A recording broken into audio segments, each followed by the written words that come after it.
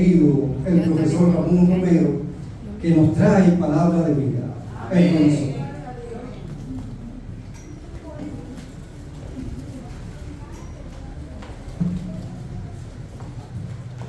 Buenos días, saludos hermanos. ¿Cuánto tiempo que yo no venía por aquí? Era el hijo mío que venía. Hoy vamos a estudiar. Vamos a estudiar la palabra de Dios. Y creo que el estudio de hoy nos va a ayudar mucho con la ayuda del Todopoderoso. Vamos a inclinar nuestras cabezas para que el dueño de la iglesia nos hable hoy por la mañana. Y el dueño de la iglesia es Dios. Amén. Amoroso y querido Padre, cuán agradecidos estamos porque podemos reunirnos como hermanos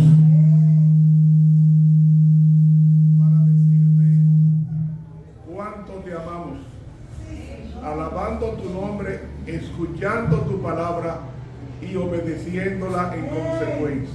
Amén. Por lo tanto, bendice el tema de hoy, bendice el mensaje, el mensajero, la iglesia, sus dirigentes y, por qué no, el mundo entero. Amén. Que la palabra de Dios no vuelva a ti vacía. Es una promesa tuya en el profeta Isaías y la invocamos en esta mañana en el nombre de Jesús. Amén. El tema es: ¿hay política en el cielo? No me conteste. Hay que probar todo con la palabra de Dios. Primero vamos a definir qué es política. Política es la manera de ejercer el poder con la intención de minimizar o de resolver el choque entre los intereses encontrados en una sociedad. Es decir, para que haya política se necesita una persona que contradiga al que está. Eso es lo que yo acabo de leer. Yo pregunto, ¿había política en el cielo? No. Porque dice la sierva de Dios en el libro Patriarcas y Profetas, página 12, dice ella: el soberano del universo no estaba solo en su obra benéfica. Tuvo un compañero colaborador que podía apreciar sus designios y que podía compartir su regocijo en brindar felicidad a los seres creados. El Padre obró por medio de su Hijo en la creación de todos los seres celestiales, porque por Él fueron creadas todas las cosas, visibles e invisibles, sean tronos, sean principados, sean potestades. Todo fue creado por Él y por medio de Él, dice Colosenses 1:16. Ahora, escuchen por qué en el cielo no había política. Sigue diciendo ella en Patriarcas y Profetas, página 13, dice así, página 12: siendo la ley del amor, siendo la ley del amor el fundamento del gobierno de Dios, la felicidad de todos los seres inteligentes depende de su perfecto acuerdo con los grandes principios de justicia de esa ley.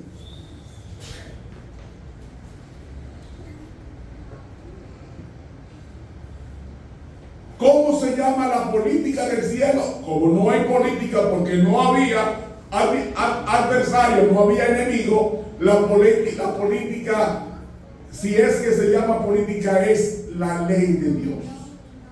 Por tanto, la política nunca ha existido en el cielo. Y termina diciendo: mientras todos los seres creados reconocieron la lealtad del amor, hubo perfecta armonía en el universo de Dios.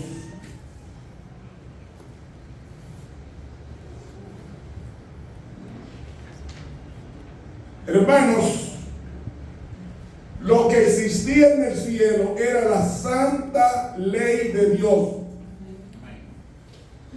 Y mientras se obedeciera la ley de Dios, siempre habría armonía. Por tanto, como no había enemigos en el cielo, había que armonía, porque todos estaban, como dice aquí, siendo la ley del amor. ¿Cuál es la ley del amor? Los 10 mandamientos, porque son 4 de amor hacia Dios y 6 al prójimo. Los 10 mandamientos son 10 preceptos del amor de Dios, 4 para el Señor y 6 para las criaturas. ¿Me hago entender? Amén.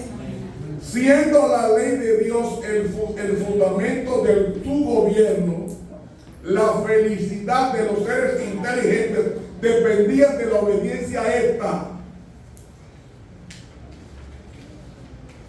Hasta ahí me hago entender. Bíblicamente hablando, no había política, porque la política implica gobernar y reducir la influencia del adversario, y en el cielo no había adversario. ¿Cuándo es que hay adversario en el cielo? Dice la página 13, hubo uno que permitió la libertad que Dios había otorgado a sus criaturas. ¿Cuándo es que entra la política en el cielo? Cuando alguien quiere hacerse Dios y hacerle la vida difícil a Dios, corrigiendo a Dios y protestando contra Dios. Pues repito, bíblicamente hablando, no hay política, ni nunca hubo política en el cielo, porque la política implica 2 adversarios, uno menor y otro mayor. ¿Cuándo es que la política entra en el cielo? Cuando un ser, como dice aquí, hubo uno que permitió la libertad que Dios había otorgado a sus criaturas.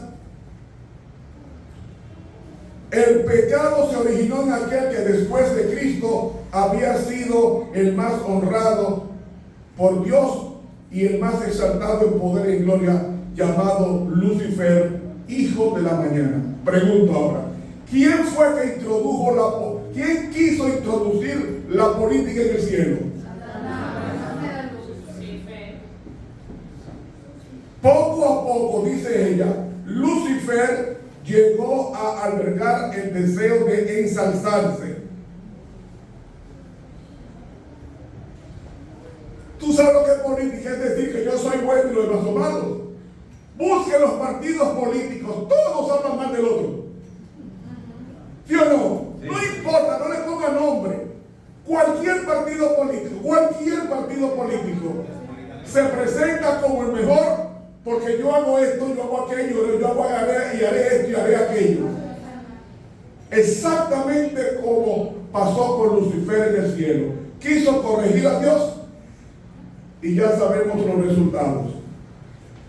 En la página 13 dice ella estas pocas líneas: Satanás, descontento con la posición que ocupaba, a pesar de ser el ángel que recibía más honra entre las huestes celestiales, se aventuró a codiciar el homenaje que solo debe darse al Creador.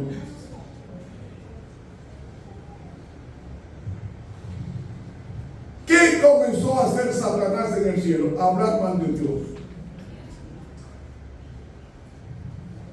¿Cómo lo sabemos? Lea conmigo Apocalipsis 12:3. ¿Cómo sabemos que la herramienta que usó el diablo es la boca? Lea Apocalipsis 12:3, que dice: entonces apareció otra señal en el cielo. He aquí un gran dragón escarlata que tenía 7 cabezas y 10 cuernos, y en sus cabezas 7 diademas, y su cola arrastraba la tercera parte de las estrellas del cielo y las arrojó a tierra. ¿Con qué Satanás arrastró las estrellas? En Apocalipsis 1:20, las estrellas son los ángeles. Pues si él conquistó el corazón de una tercera parte de los ángeles, ¿con qué lo conquistó? Con la cola. ¿Con qué? Con la Biblia lo arrastró con la cola. ¿Qué es la cola? Isaías 9:15 dice, Isaías 9:15 dice: el anciano y venerable rostro es la cabeza, el profeta que enseña mentira es que la cola. ¿Cuál fue la herramienta que usó el diablo para insultar a Dios y para conquistar una tercera parte de los ángeles? La mentira, diciendo que Dios es un dictador. Léelo en el libro El conflicto de los siglos, del capítulo titulado El origen del mal y del dolor. Léalo, ahí está, en completo, léalo. Dice que él dijo que Dios era un ser, un tirano, porque quería que hiciera lo que le daba la gana. Déjenme decirles algo. Este no es el tema, voy a aclararle algo, paréntesis.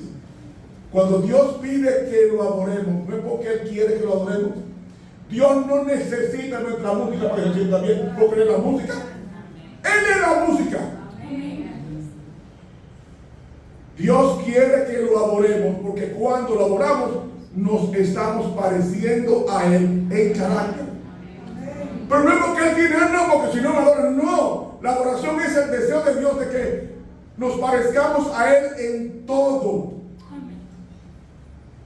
Cuando usted canta, lo primero, un himno al Señor, el primero que sale huyendo es el diablo. Y si el diablo huye, ¿quiénes vienen? Los ángeles. ¿Para qué? Para santificarte. ¿Aló? Pregunto, ¿puedo seguir? Amén. Cierro el paréntesis. Ahora, mis hermanos, dice aquí que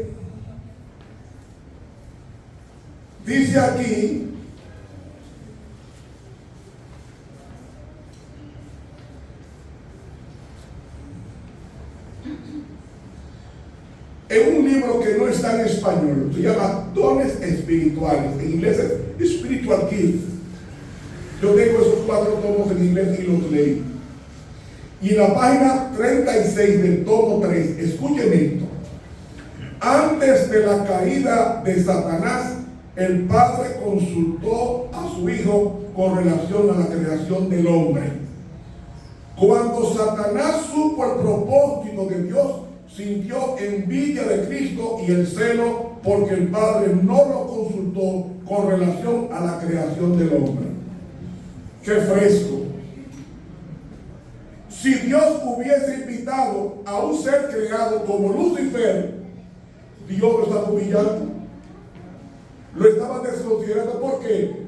Porque Dios Padre tiene un lenguaje que lo habla con Dios Hijo, y Dios Hijo tiene un lenguaje que lo habla con el Espíritu Santo, Dios Espíritu Santo. Entonces, estas 3 personas divinas, ellos tienen un lenguaje diferente a las cosas creadas, el lenguaje de Dios. Entonces, como Lucifer no entendía el lenguaje de Dios en la creación, para crear, sí entendía otros, porque, wow, este no es el tema, qué cosa me voy a salir. Oiga, el propósito de Dios es, que ese no es el tema, no voy a poner un paréntesis, lo voy a traer enseguida. Lo que pasa es que Cristo, dice el Espíritu, que no estamos tratando ese tema hoy, un paréntesis, dice la Biblia, no Ramón, pero dice la Biblia, que antes de Cristo hacer a los ángeles, Él se hizo ángel. Y cuando se hace ángel, la envidia no es con el Padre, sino con el Hijo, porque el Padre no es ángel, el ángel es Cristo. Y por eso es que usted ve en Éxodo capítulo 3, que en la zarza ardiente, ¿qué le aparece a Moisés? ¿El ángel de qué? ¿Por qué el ángel de Jehová? Porque ya había sido ángel en el cielo. Entonces, ¿qué sucede? ¿Por qué Lucifer no peleó con el Padre? Porque el Padre lo vio como Dios, pero a Cristo lo vio como un ángel, uno igual a Él. Y el verlo igual a Él, porque yo puedo pelear con este, porque este es igual y yo somos iguales, somos ángeles. Y por eso que en la página 16 de Patriarcas y Profetas, que es el tema, Él reunió a todos los ángeles. Este ángel es mi hijo, el Dios que creó el cielo. Y los creó ustedes, sus ángeles. Y entonces Él reconoció, pero después dijo la rebelión. Cerré el paréntesis, que esto es el tema. Porque si yo de ese tema cogemos 2 horas, no menos de 2 horas. Pero vuelvo al tema. Entonces, ¿qué propósito tenía Lucifer? Manifestar en el cielo un espíritu de descontento contra Dios, diciendo: nosotros los ángeles no debemos estar sometidos a la ley de Dios, porque la ley de Dios no necesitamos esa ley, porque somos superiores, porque estamos cerca de Dios. ¿Entienden por qué? Ahora, ¿por qué Satanás se opone a la ley de Dios? Escuchen por qué. Primero, para parecerse a Dios hay que obedecer la ley de Dios. ¿Ustedes son legalistas? No. Lo que pasa es lo siguiente. Dice la sierva de Dios en el comentario bíblico tomo 5, página 1105, dice la sierva de Dios: Cristo es la personificación de la ley. ¿Aló? ¿Me están entendiendo? Voy a repetir.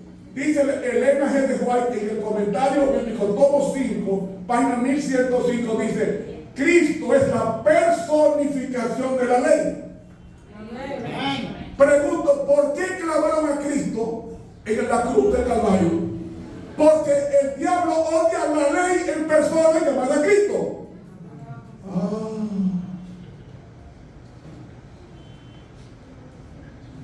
¿Sigo? Ok.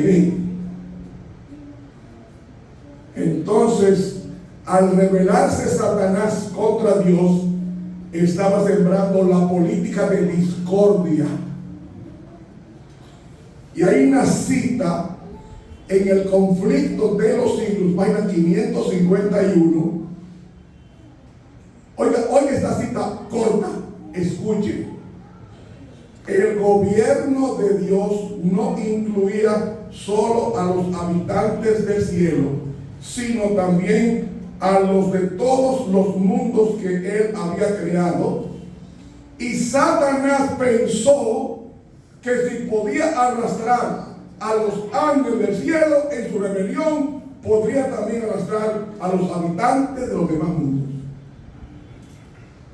¿Cuál era el propósito? La rebelión entre los ángeles, trasladarla a todos los planetas creados por Dios con seres que nunca pecaron. Y les voy a decir que iba a hacer Él. Iba a poner en cada esquina de cada planeta un punto de droga. No lo hay aquí. Iba a poner en cada esquina una discoteca. Y en cada esquina homosexuales. Y en cada esquina lesbianas. Y en cada esquina... Ay. Ustedes no se imaginan lo que Dios, la paciencia de Dios. Todo lo que está pasando aquí era lo que Él quería poner en todo el universo. Y el Padre que ve el fin del principio dijo: no, Señor, te va del cielo. ¿Cuántos dicen amén? Amén. Él quería arrastrar a todos los mundos fieles, a todas las galaxias fieles, para que el universo entero estuviera contra Dios.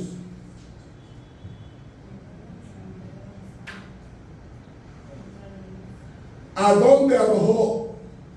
Bueno, lo dijo por otro estudio.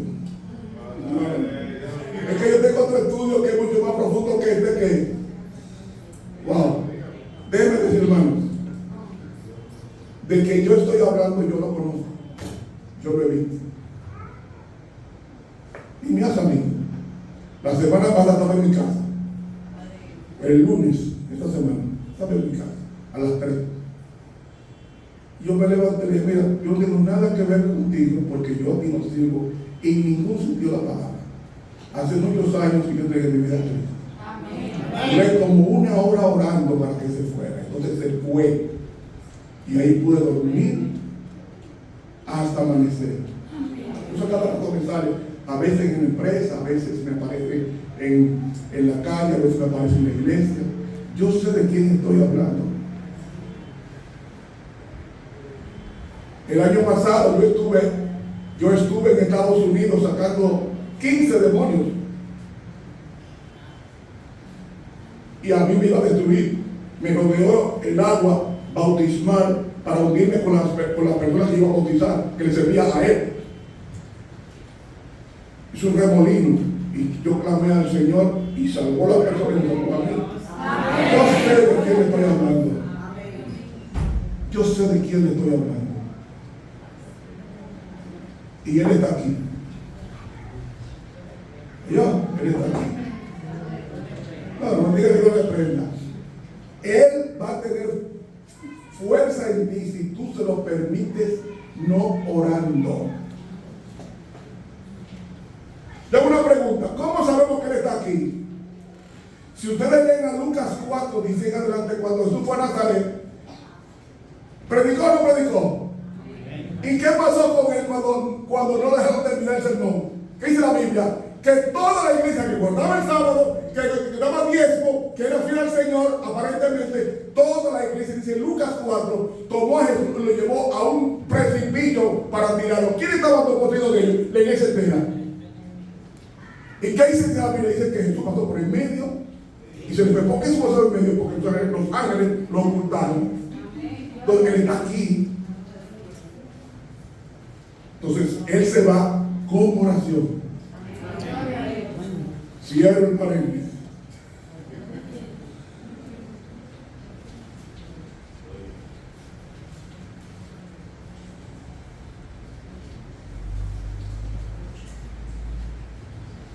¿A dónde fue arrojado Satanás con la tercera parte de los demonios? ¿A dónde fue arrojado? Ese texto se refiere a cuando Cristo murió, que lo arrojó a la tierra. Dice el libro de Judas, capítulo 6, o versículo 6, porque no tiene nada más todos los capítulos. Judas 6 dice: también a los ángeles que no guardaron su dignidad, sino que abandonaron su propia morada, los ha reservado en oscuridad, en prisiones eternas, para el juicio del gran día. Él los arrojó y los metió presos. Y en 2 de Pedro 2:4 dice la palabra de Dios: porque si Dios no perdonó a los ángeles que pecaron, sino que los arrojó al abismo, no a la tierra, no, al abismo,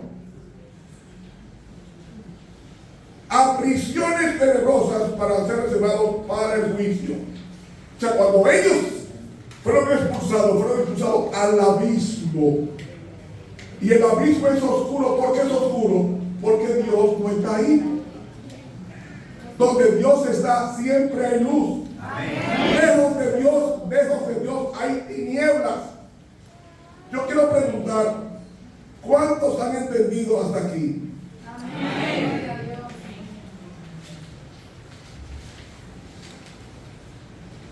Yo tengo otro tema que va a contestar este tema de por qué el diablo te odia. Pero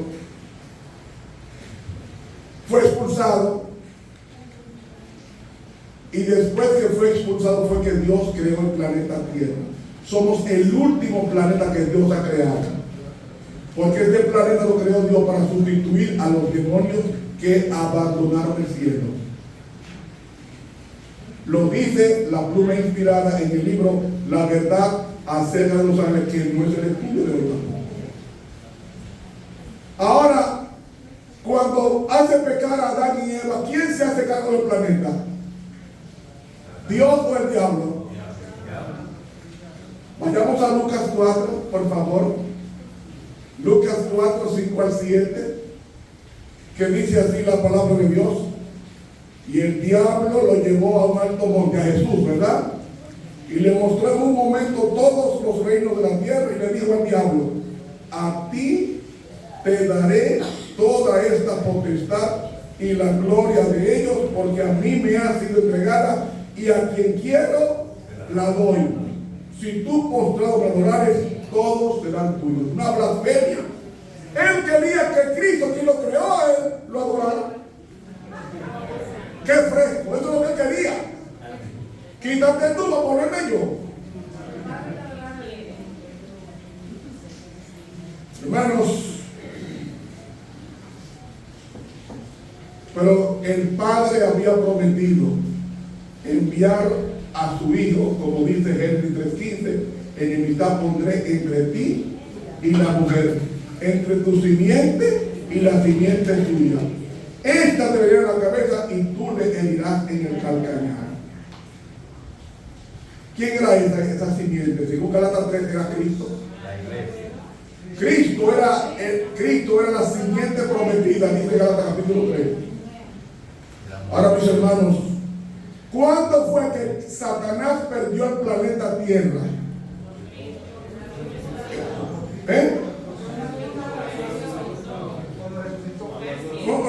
Lean conmigo Juan 19:30. No me crean nada si no lo dice la Biblia y el espíritu de la profecía. ¿Cuántos creen en el espíritu de la profecía? Ah, bueno, porque si aquí no que yo apago el radio y me voy. Juan 19:30. Cuando Jesús hubo tomado el vinagre, dijo: consumado es. ¿Sabe que esa traducción no me gusta? ¿Sabe cómo dice el original? No es consumado, es. Dice cuenta saldada. Así es que está en el griego bíblico. Cuenta saldada. Yo pregunto, ¿qué cuenta? El hombre firmó un pagaré, dice en Corintios 2:14. El hombre cuando pecó dice: firma el pagaré para que tú pagues con tu vida el pecado que cometiste. Y entonces el hombre firmó con su sangre el pagaré para pagar con su propia vida el pecado que había cometido. Pero Cristo dijo: no, tú no tienes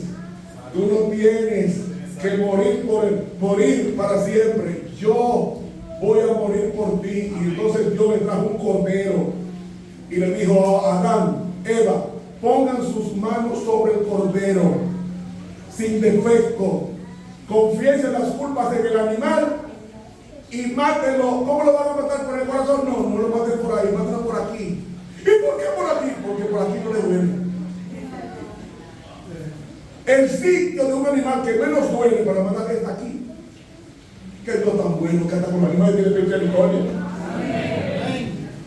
Y vino el hombre, lo cogió por aquí, por la barbilla, lo echó para atrás y le metió un cuchillo de piedra, un pedernal. Y esa sangre caliente la presentó a la puerta del paraíso, dice la sierva de Dios en el libro Mateo capítulo 3. Y cada vez que Adán iba a la puerta, y ahí en la puerta tenía el ministerio de confesión y arrepentimiento. ¿Sabe qué pasó? Dice el deseado de todas las gentes, página 706.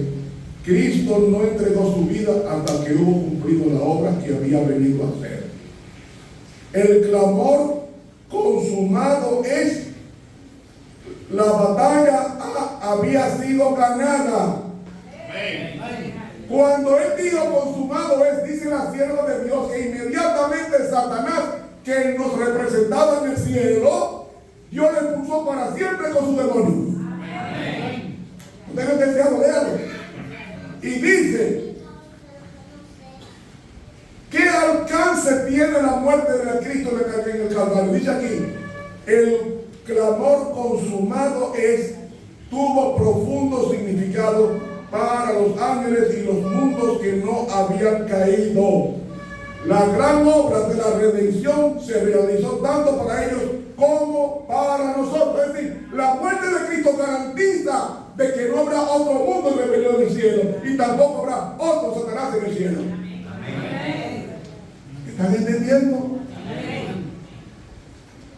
¿Por qué? Porque dice la Biblia que la maldición, en Nahum 1:8 dice que la maldición no se va a levantar por segunda vez. O sea, cuando vayamos al cielo, ni los ángeles fieles, ni los fieles desde la tierra van a desear otra vez otro Satanás. Van a andar siempre con el cordero para arriba y para abajo. Amén. Lo dice Apocalipsis capítulo 15, no lo digo yo.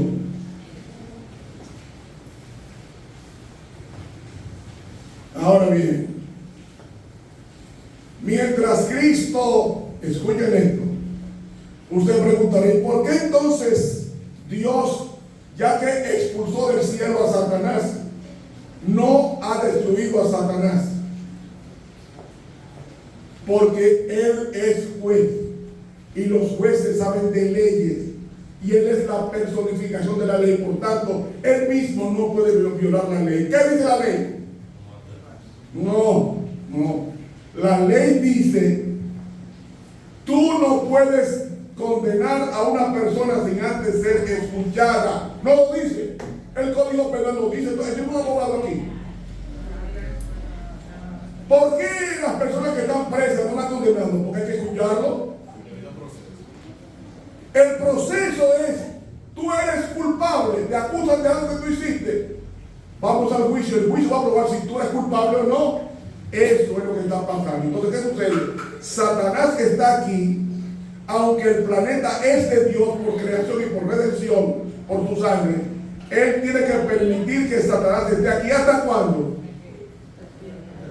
Hasta que él en el juicio investigador reciba los papeles, el derecho de poder recibir el planeta. Una pregunta: ¿cuándo un desalojo es conforme a la ley? Primero, cuando el inquilino no paga.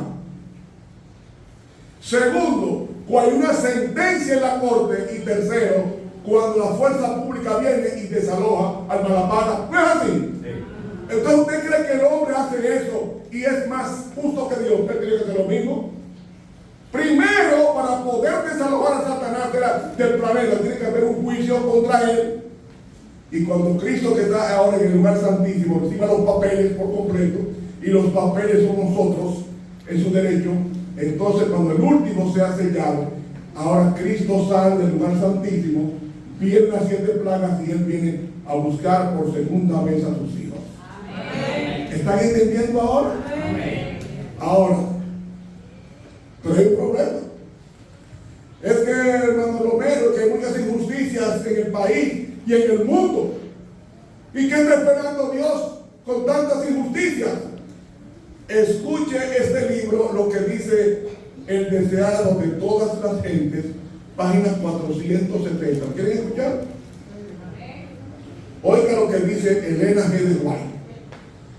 El gobierno bajo el cual Jesús vivía era corrompido y opresivo.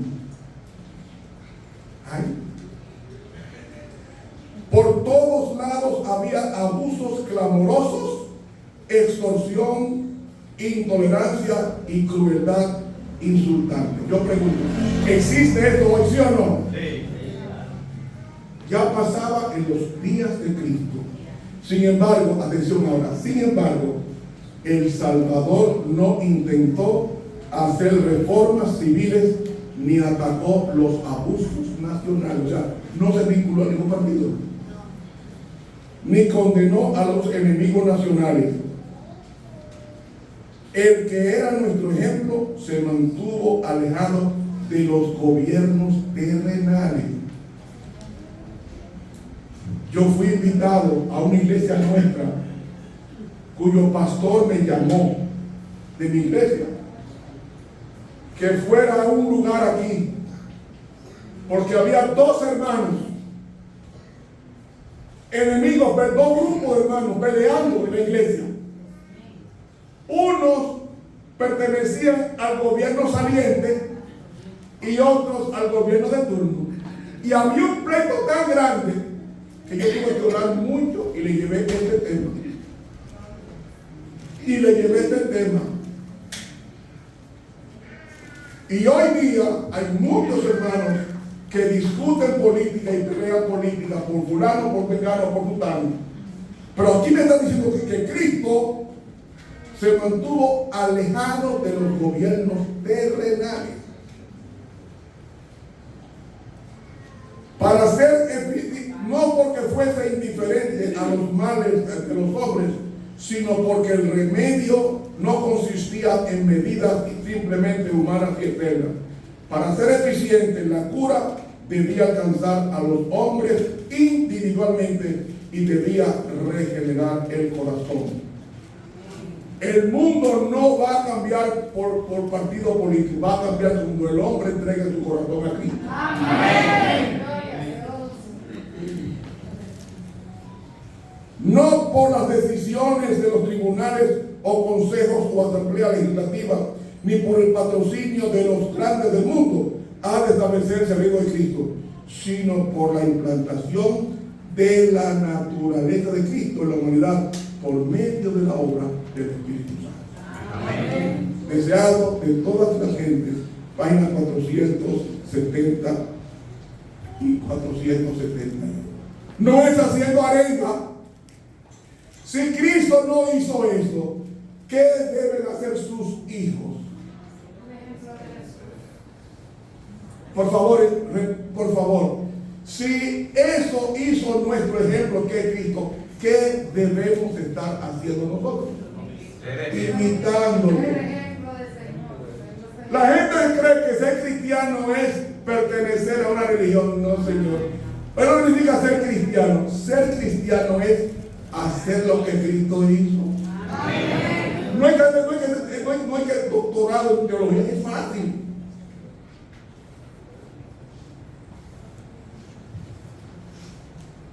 El cristiano debe imitar a su maestro, manteniéndose lejos de la política, porque esta comenzó en el cielo. ¿Por bien? ¿Por quién? Por un agente llamado Lucifer, que luego se transformó en Satanás.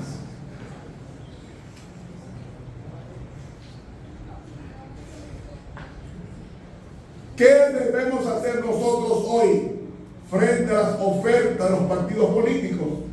No importa tu nombre. Oiga lo que dice la viejita. ¿Quién es la viejita? Elena G. White, cariñosamente. En el libro Obreros Evangélicos, página 406. Escuchen esto. Los que enseñan la Biblia en nuestras iglesias. ¿Quiénes son ellos? Los maestros de escuela sabática, ¿verdad? Los que enseñan la Biblia en nuestras iglesias y escuelas no tienen libertad de unirse para hacer públicos sus prejuicios en pro o en contra de hombres o medidas políticas, porque al hacerlo excitan la mente de otros, induciendo a cada uno a defender su teoría favorita. Oiga, siga diciendo ella, el Señor quiere que su pueblo entierre las cuestiones políticas.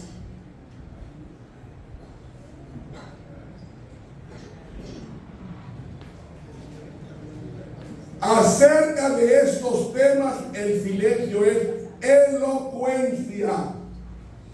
No llevarán distintivos políticos, sino el de Cristo. Amén. ¿Qué hemos de hacer, pues? Dice ella, dejar a un lado las cuestiones políticas.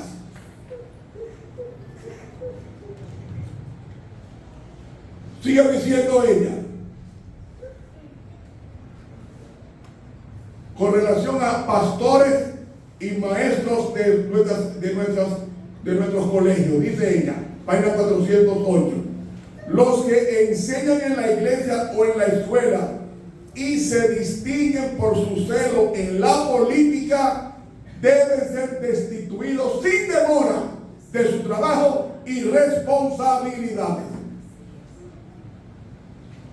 Porque el Señor no cooperará con ellos.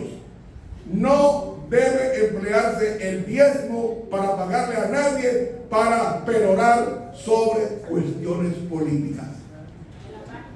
Página 408, Obreros Evangélicos. Es un error de vuestra parte unir vuestros intereses en algún partido político para echar vuestro voto en su favor.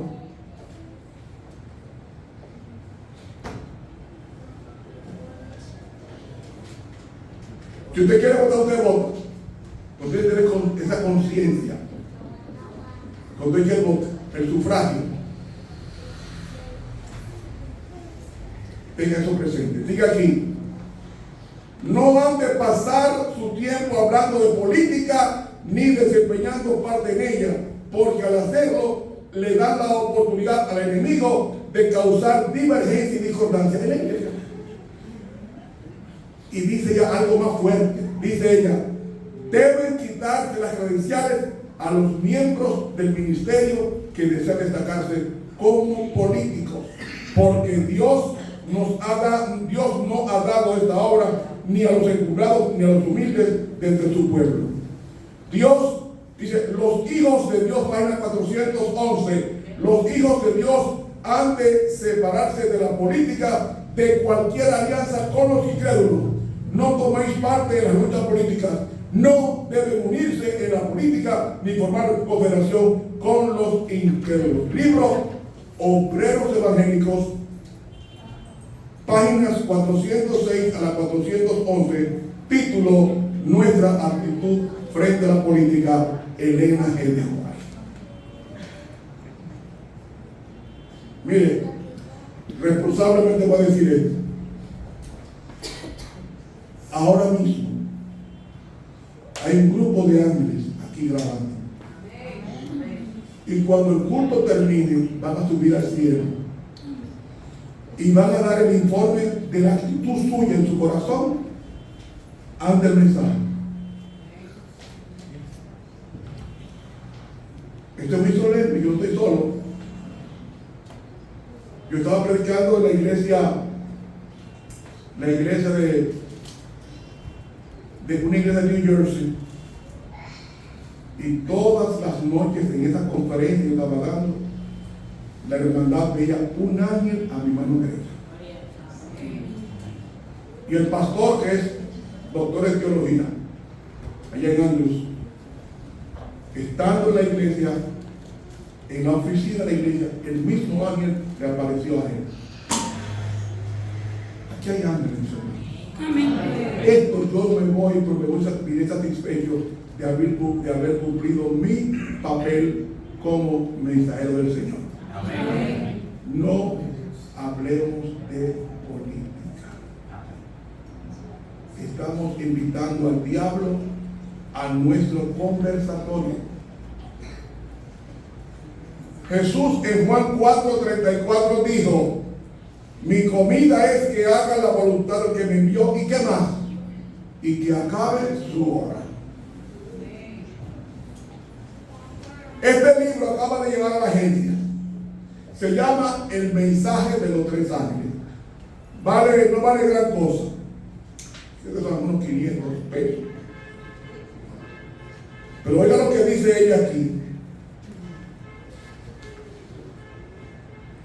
En el capítulo 1, para que no diga que yo traje lectura espúrea, no, esto es de la obra de Dios. Oiga lo que dice la amiguita Elena White. En un sentido muy especial, los adventistas del séptimo día han sido colocados en el mundo como centinelas y transmisores de luz. A ellos ha sido confiada la tarea de dirigir la última amonestación a un mundo que perece. La palabra de Dios proyecta sobre ellos una luz maravillosa. Una obra de la mayor importancia les ha sido confiada: proclamar los mensajes del primero, segundo y tercer ángeles. Ninguna obra otra puede ser comparada con esta, y nada debe desviar nuestra atención de ella. Amén. En vez de estar hablando que fulano es mejor y fulano es mejor, hable del mensaje de los tres ángeles. Amén. Eso que está diciendo hoy aquí, y termino diciendo: las verdades que debemos proclamar al mundo son las más solemnes que jamás hayan sido confiadas a seres mortales. Nuestra tarea consiste en proclamarlas. El mundo debe ser amonestado y el pueblo de Dios tiene que ser fiel a su cometido. Amén. Libro El mensaje de los tres ángeles de Elena G. White, páginas 21 y 22.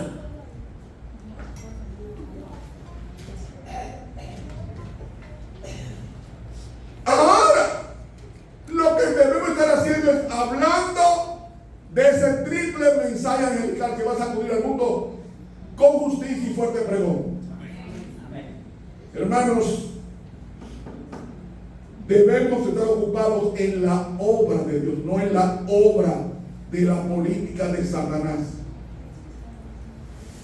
Dice la sierva de Dios en el libro Palabras de Vida, el Gran Maestro, página 47. Escuchen esto. Todo cristiano tiene la oportunidad de no solo esperar, sino apresurar la venida de nuestro Señor Jesucristo. Sembrar a todo el mundo la semilla del Evangelio. Hermanos, Cristo viene. Amén. Y como Cristo viene, Él quiere que tú te ocupes de hablarle al mundo del triple mensaje que no se está predicando en muchos hermanos. Déjeme decir, esta es la iglesia, no cometa el error de conformar grupos, porque su iglesia no se divide, quien la divide es el diablo.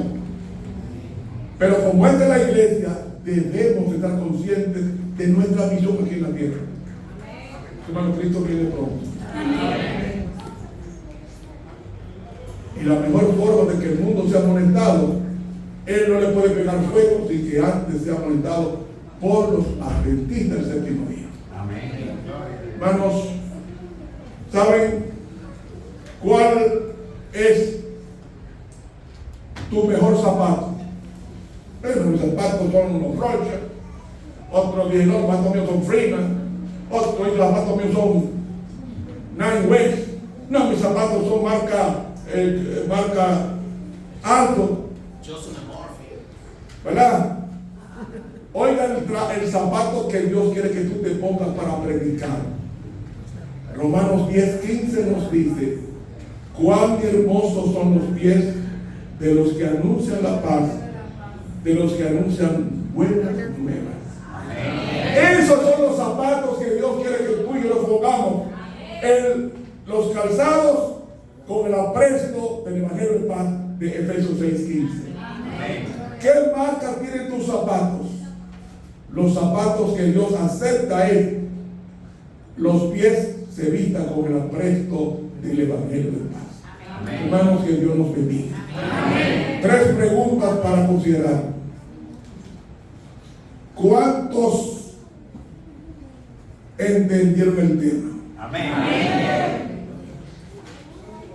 ¿Cuántos creen que Dios nos ha hablado? Amén. ¿Cuántos quieren decirle a Dios públicamente? Fíjate, está grabando Dios. ¿Cuántos públicamente, ante los ángeles que están aquí, quieren decirle al Padre: yo colaboraré contigo en la predicación del Evangelio? No hablando de política con nadie, sino hablando de Cristo, el deseado por la gente. Amén. Ponte de pie, por favor. Cariñoso Padre, bendito sea tu nombre. Cuán mal nos sentimos como humanos, porque muchas veces hablamos de temas políticos. Es más, hasta nos identificamos con cierta corriente política. Y eso te ofende, porque tú quieres que tu pueblo esté ocupado en la predicación del Evangelio, porque para ti esos pies son hermosos. Padre, perdónanos nuestra indelicadeza y ayúdanos a ocuparnos de nuestra salvación con temor y temblor. Llévanos a nuestros hogares y que nos ocupemos en predicar el tamaño del reino, porque tan pronto termine el Evangelio al mundo entero, entonces vendrá el fin. Amén. Llévanos a nuestros hogares con esa profunda responsabilidad de ir por todo el mundo y predicar el evangelio a toda criatura. Te lo pedimos en el bendito nombre de Jesús.